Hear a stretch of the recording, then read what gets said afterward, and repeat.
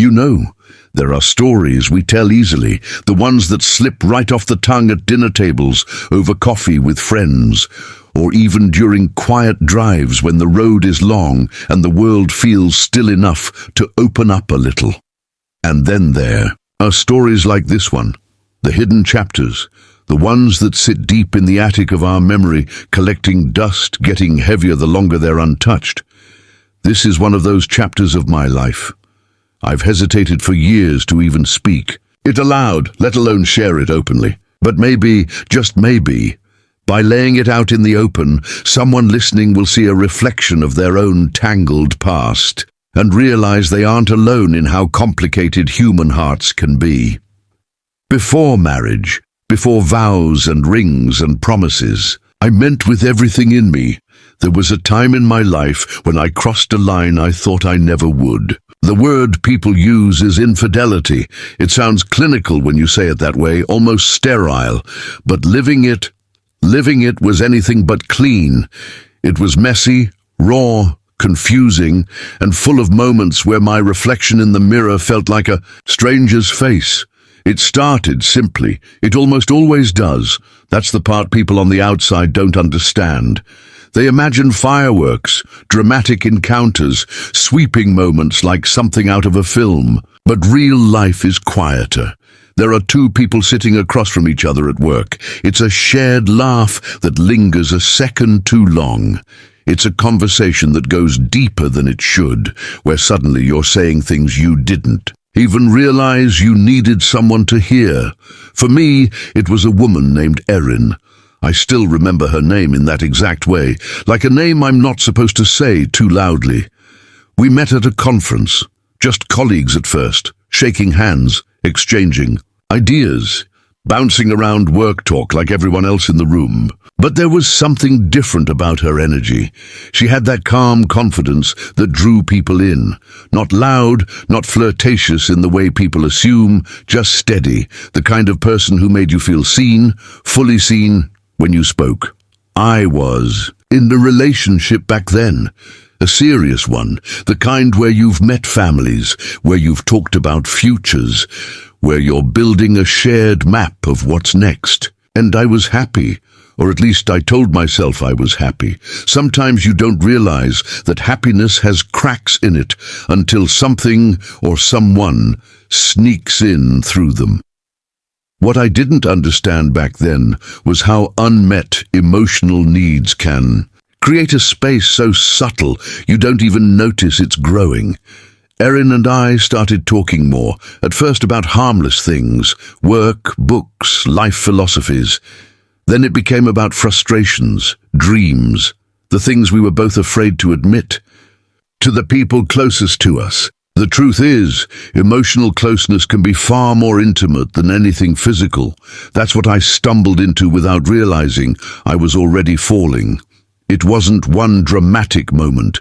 It was 1,000 small ones, a glance that lingered, a conversation late into the night at the hotel bar when we were both supposed to have gone to bed. The feeling of someone finally understanding parts of me I didn't even have words for.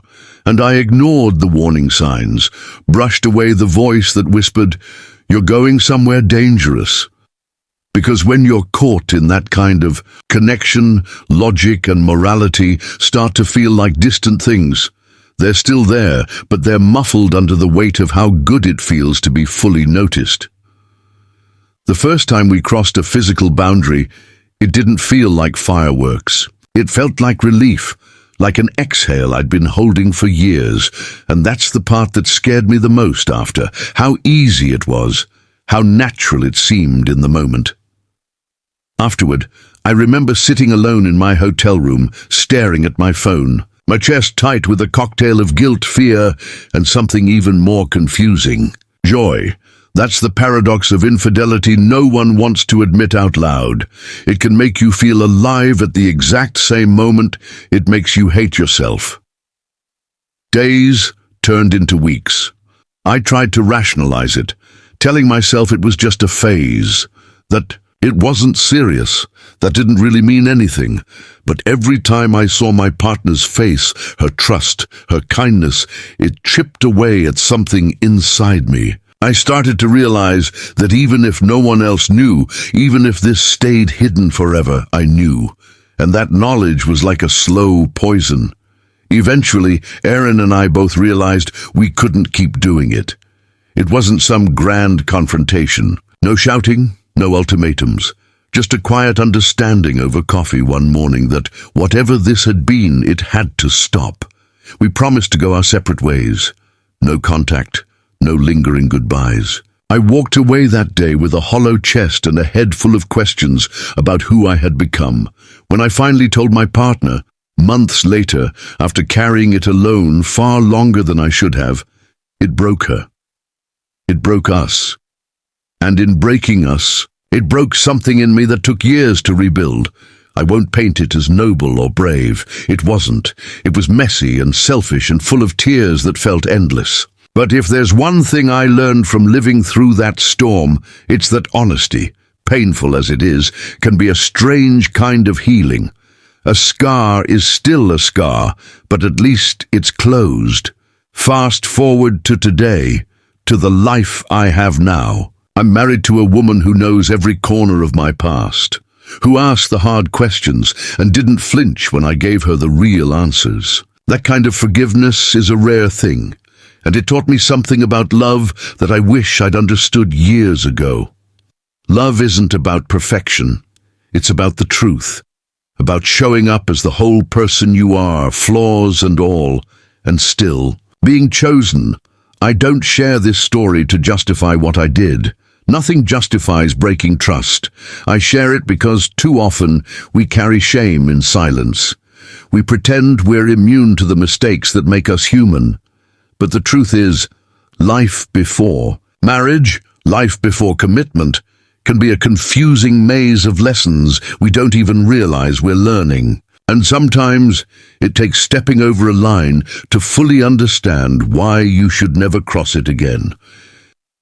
If you're listening to this and you've been there, whether on my side or on the side of someone who was hurt, know this: you are not the sum total of your worst mistake. Growth is possible. Forgiveness, though hard, is possible. And the person you become after the storm can carry wisdom you never thought you'd have. It's taken me years to forgive myself fully, even longer to understand what led me there in the first place. But now, standing here in this life I've built, with honesty as its foundation, I can look back on that hidden chapter, not with pride, but with clarity. It shaped me. It taught me to never again let unspoken needs build walls between me and the people I love. It taught me to have hard conversations early, before cracks turn into canyons. And maybe most importantly, it taught me to never forget how fragile trust is and how sacred it is when someone gives it to you freely. Thank you for listening to this part of my story. I know it isn't easy to hear, it wasn't easy to live, but sometimes the hardest stories are the ones worth sharing most.